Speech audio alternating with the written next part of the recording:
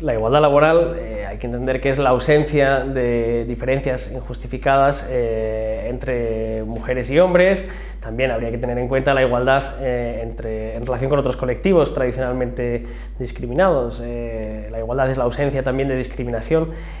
por razón de convicciones, de orientación sexual, de edad, de discapacidad. En realidad la igualdad es difícil de definir en pocas palabras, porque para que realmente haya igualdad en el ámbito laboral es necesario incidir en muchas parcelas o en muchos aspectos de las condiciones de trabajo. En relación con el panorama del mercado de trabajo en materia de igualdad entre hombres y mujeres, las estadísticas nos ofrecen diferencias en muy distintos ámbitos del empleo y de las condiciones de trabajo. Por ejemplo, en relación con la tasa de actividad, el porcentaje de mujeres inactivas es muy superior al porcentaje de varones que no se han incorporado al mercado de trabajo. La tasa de empleo, actualmente la tasa de empleo de las mujeres es unos 10 puntos inferior a la de los hombres, y también hay diferencias en la tasa de desempleo. La tasa de desempleo afecta gravemente a hombres y mujeres en estos momentos en nuestro país, pero afecta en mayor medida en torno a un punto más a las trabajadoras que a los trabajadores. En este caso, mejor dicho, a las desempleadas que a los desempleados. Hay también diferencias en cuanto al tipo de contratos. Por ejemplo, si contemplamos los contratos a tiempo completo y los contratos a tiempo parcial, podemos comprobar que los trabajadores a tiempo completo son mayoritariamente varones y en el trabajo a tiempo parcial hay mayoritariamente mujeres. Pues en cuanto a los parámetros o las causas de la desigualdad, yo diría que la cuestión es bastante compleja, porque la desigualdad no tiene unas causas fáciles de definir, sino que se trata de una realidad multicausal. La desigualdad hunde sus raíces en causas de muy diverso tipo y a veces no fáciles de advertir, pero por citar algunas de las más significativas, yo diría que, en primer lugar, en nuestra sociedad existen todavía, o están presentes todavía, muchos estereotipos y roles de género que colocan a la mujer en posiciones subordinadas en distintos ámbitos de la vida y también en el ámbito del empleo y del trabajo. Y por otra parte, entre estos estereotipos y roles de género, una importancia, yo creo, decisiva la tiene el hecho de que esos roles de género siguen atribuyendo todavía hoy a la mujer de manera preponderante la labor, la responsabilidad de ocuparse del cuidado de familiares dependientes, del cuidado de los hijos, de las responsabilidades domésticas. Todavía no hay una verdadera corresponsabilidad entre hombres y mujeres en esta materia, debido a esos roles o inercias sociales que se explican por los roles de género. Y ese hecho de que las mujeres sigan siendo quienes asumen en mayor medida las responsabilidades familiares, lastra las carreras profesionales de las mujeres y hace que, a diferencia de los hombres que están 100% dedicados a progresar en su carrera profesional, muchas mujeres no puedan dar esa dedicación al 100%, dado que tienen que compatibilizar su tarea profesional con la asunción prácticamente en exclusiva de las responsabilidades familiares. El techo de cristal es una metáfora que alude a la evidencia que nos ofrecen los datos estadísticos, en el sentido de que las carreras profesionales de las mujeres no suelen llegar tan alto en la jerarquía profesional como las de los hombres. Parece haber un punto en el ascenso a lo largo de la jerarquía profesional que los hombres rebasan sin problema y que, sin embargo, estadísticamente parece que la tendencia es que a las mujeres les cuesta más rebasar. Probablemente eso tenga que ver con el hecho de que las mujeres siguen asumiendo todavía hoy en día de manera principal las responsabilidades familiares, y eso les impide digamos, desarrollar plenamente su carrera profesional de la manera que lo hacen los hombres. Pues los planes de igualdad, en función de lo establecido en la Ley Orgánica 3/2007 de igualdad entre mujeres y hombres, los planes de igualdad obligarían a las empresas a hacer un diagnóstico de la situación en su empresa en relación con la igualdad y las desigualdades entre mujeres y hombres, y también los planes de igualdad deberían contener una planificación de las medidas a adoptar en esa empresa para reducir las desigualdades entre mujeres y hombres y alcanzar la igualdad plena. No obstante, es verdad que los planes de igualdad hay una gran variedad según las empresas en las que nos fijemos, pero hasta ahora es verdad que los planes de igualdad han tenido una aplicación modesta, no del todo uniforme y que seguramente en el futuro habrá que seguir perfeccionando. Desde luego yo creo que la igualdad, no solo los planes de igualdad, sino que la igualdad en general creo que conlleva ventajas para las empresas. Yo creo que garantizar que en una empresa hay una situación de igualdad entre mujeres y hombres puede contribuir entre otras cosas, a una mayor motivación de las trabajadoras, y esa mayor motivación de las trabajadoras puede contribuir a mejorar la productividad de las empresas. Además, creo también que favorecer la igualdad y especialmente favorecer las posibilidades de desarrollo de la carrera profesional de las mujeres, eliminando o reduciendo los obstáculos que se ponen al desarrollo de la carrera profesional de las mujeres, permite aprovechar al 100% las capacidades productivas de las mujeres, que yo creo que hoy en día, debido al lastre de estas situaciones que hacen que las carreras profesionales de las mujeres se vean hasta cierto punto obstaculizadas o dificultadas,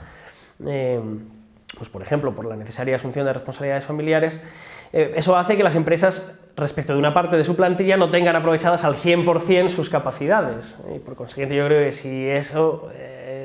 digamos, se transformara hacia una línea de plena igualdad, se podría aprovechar al 100% la capacidad tanto de los trabajadores de sexo masculino como de las trabajadoras mujeres.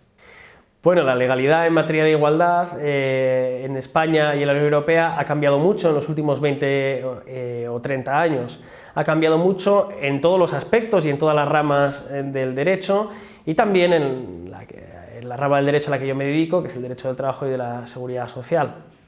Ha cambiado muy trascendentalmente porque inicialmente, de hecho, la igualdad entre mujeres y hombres pues apenas era una ocupación de la legislación, era una preocupación de la legislación, pero a la que no se le daba un carácter prioritario. Además, la legislación antiguamente se conformaba con un mero concepto formal de igualdad, y ahora ya no es así. El legislador trata de adoptar y de inculcar en la sociedad y en los operadores jurídicos una actitud más proactiva en el sentido de promoción de la igualdad y de consecución de una igualdad que no sea solamente una igualdad formal, sino una igualdad sustancial, una igualdad real y efectiva en la práctica. La persistencia de la desigualdad, pese a la existencia de un amplio marco de derecho de promoción de la igualdad y de prohibición de las discriminaciones, creo que se debe a que la igualdad hunde sus raíces en causas muy profundas, muy complejas, que tienen que ver con dinámicas sociales y culturales que tienen muchos años de tradición. Por consiguiente, es difícil que solo con medidas legales pueda combatirse una dinámica social que lleva siglos lleva muchos siglos de enraizamiento. Por otro lado, hay que decir que no todas las causas de la desigualdad pueden combatirse solo con normas antidiscriminatorias. Es necesario también adoptar otro tipo de medidas que influyan en el cambio de los patrones culturales, en el cambio de los patrones de conducta, y eso no solamente se consigue digamos, con la aplicación judicial de normas antidiscriminatorias. Es una cuestión compleja, la diferencia entre igualdad y no discriminación. Algunas normas y algunos estados tienden a considerar que igualdad y discriminación realmente son la cara y la cruz, el anverso o el reverso de una misma realidad. Existe igualdad cuando no hay discriminación, existe discriminación cuando se vulnera el principio de igualdad. Sin embargo, el Tribunal Constitucional Español ha hecho una interpretación original e inteligente del artículo 14 de la Constitución, en la que ha entendido que lo que consagra el artículo 14 son dos realidades o dos principios íntimamente relacionados pero distintos. Por un lado el principio de igualdad y por otro lado la prohibición de discriminación. El principio de igualdad supondría la prohibición de todas aquellas desigualdades o diferencias de trato que no respondan a razones objetivas y que puedan justificarse con argumentos razonables. En cambio, la prohibición de discriminación tiene un sentido muchísimo más específico. La prohibición de discriminación se relaciona con determinadas causas de discriminación que afectan a determinados grupos de población tradicionalmente segregados o tradicionalmente en una posición de subordinación o de postergación. Por ejemplo, la discriminación por razón de sexo en relación con el colectivo de las mujeres, la discriminación por razón de discapacidad, la discriminación por razón de edad, de religión, de convicciones, de discapacidad. En la aplicación de estos dos principios, el Tribunal Constitucional, con esta doctrina que hace esta distinción, pues también ha introducido diferencias que son técnicamente importantes. Por ejemplo, para declarar que se haya vulnerado el principio de igualdad, siempre es necesario aportar un término de comparación, es necesario aportar otra situación en la que otra persona en una situación parecida haya sido tratada de manera más favorable. Solo así podrá decirse que en el caso de la víctima, de ese tratamiento menos favorable, ha existido una vulneración del principio de igualdad de trato. En el caso de la discriminación, no es necesario que haya una situación de otra persona en situación análoga o comparable con la que haya habido un tratamiento diferencial. Basta con que se acredite que la víctima ha sufrido un tratamiento desfavorable al que subyace precisamente una de las causas de discriminación prohibida, que el motivo de la distinción es precisamente el sexo, la religión, las convicciones, la orientación sexual, y con demostrar eso bastará para que se declare la existencia de una discriminación sin necesidad de que se aporte el término de comparación con otra persona en situación análoga o comparable. Bueno, ante la pregunta de qué consecuencias sociales se derivan de la discriminación y de la desigualdad, es una pregunta a la que es difícil contestar brevemente. Hay consecuencias de todo tipo, complejísimas, en realidad es difícil de abarcar en una respuesta breve. Si hubiera que seleccionar alguna, yo diría que de antemano creo que es una injusticia grave que haya personas que estén en posiciones subordinadas respecto de otras, en función de motivos que realmente no lo que cuestionan es el derecho de todos los individuos y los seres humanos a ser iguales, sin que haya una justificación para esas distinciones de trato. Eso en sí mismo es probablemente el tipo de injusticia más grave que puede existir. Pero además yo creo que la igualdad también es poco deseable desde otras perspectivas, no tanto de justicia, sino incluso utilitarias.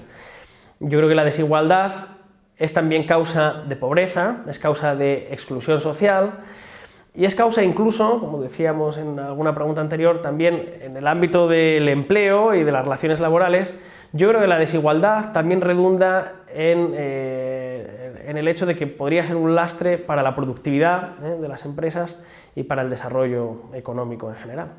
En materia de igualdad creo que queda mucho por hacer y sería difícil en una respuesta breve decir todo lo que queda por hacer. Pero por decir tres cosas que a mí me parecen particularmente importantes, diría en primer lugar que es necesario profundizar en las medidas de conciliación de la vida laboral y familiar, con la finalidad de que la asunción de responsabilidades familiares sea cada vez más compartida entre mujeres y hombres, de manera que esa necesidad de asumir las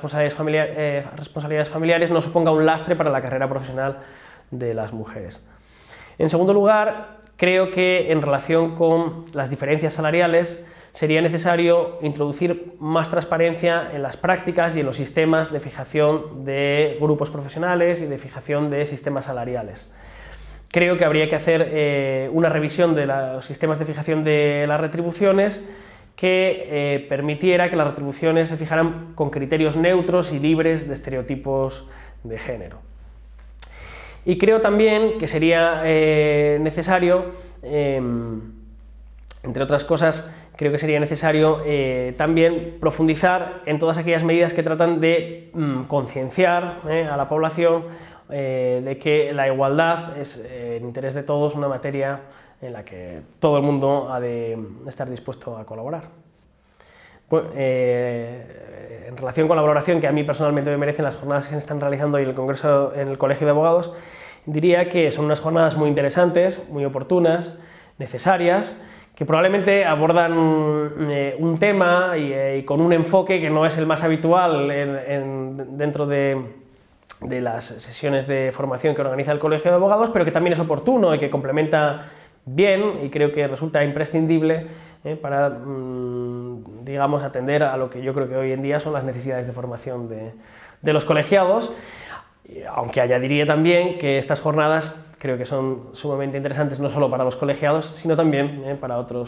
tipo de profesionales y otros sectores en general de la sociedad. Entre las jornadas de hoy hay una participación, como suele suceder en todo tipo de jornadas y eventos a propósito de la igualdad, sigue habiendo todavía una participación mayoritaria de mujeres frente a la participación de los hombres.